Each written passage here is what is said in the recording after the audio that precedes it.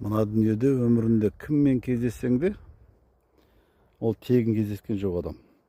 Сол адамнан бір пайдалы үлгі нәрсені үйреніп қалу керек.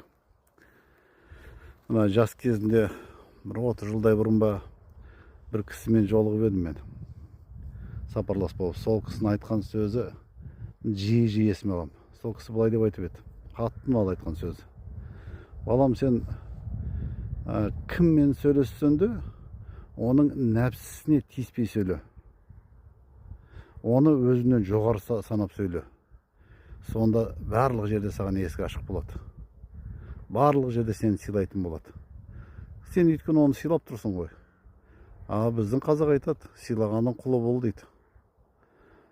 Өзіңді сыйлатудың бір-ақ жолы бар, осы жол дейді. Сен кейін ойланып жүрсің, расында да әр адамның нәпсісі бар ғой. Біз сөйлескен адамнан өзімізді жоғары санап тұрамыз, онымен тепе-тең, болмаса тепе-тең қылып, онан көбірек білетімізді білдіргіміз келіп тұрады. Яғни оның намысына, нәпсісіне тиіп сөйлейміз. Ол олай емес қой, ол былай ғой деген сияқты. Оған ақыл айтып, қалай сөйлесеңді, жұмсақ сөйлеп, оның нәпсісіне тиіспеу керек екен.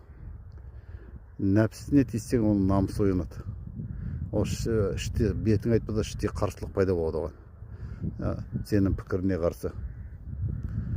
Мына Алла Тағала адамның бәр мүшесіне сүйекпен жаратқан кезде, тілді сүйексіз неге жаратты? Жұмсақ қылып жаратты ғой. Ауыздан шыққан, сол тілден шыққан сөзімізде жұмсақ болуға тиіс, жылы болуға тиіс. Сонда біз бәрімен тіл табамыз. Өзіміз пікірі бөлек адаммен біз ұрысуға дайын тұрамыз ғой. Былай десе мен былай деймін деген сияқты. Шәкәрім атамыз өлеңіндегі сияқты. Дайын тұрамыз оған қарсылық көрсетуге. Жоқ, ол пікірімен қарама-қайшы болса да пікірің, онымен ұрысуға, дауласуға қажеті жоқ онымен. Даудан, өрттен қашқандай қаш деп ата-бабаларымыз үйреткен. Кез келген даудан, өйткені арты жаман болады. Өшігеді адам бір-біріне. Сондықтан дауласып, оның көңілін қалтырып, оны ренжітуге, қарым-қатынасты үзуге асықпау керек. Қайтсең де қарым-қатынасты сақтап қалуға тырысу керек.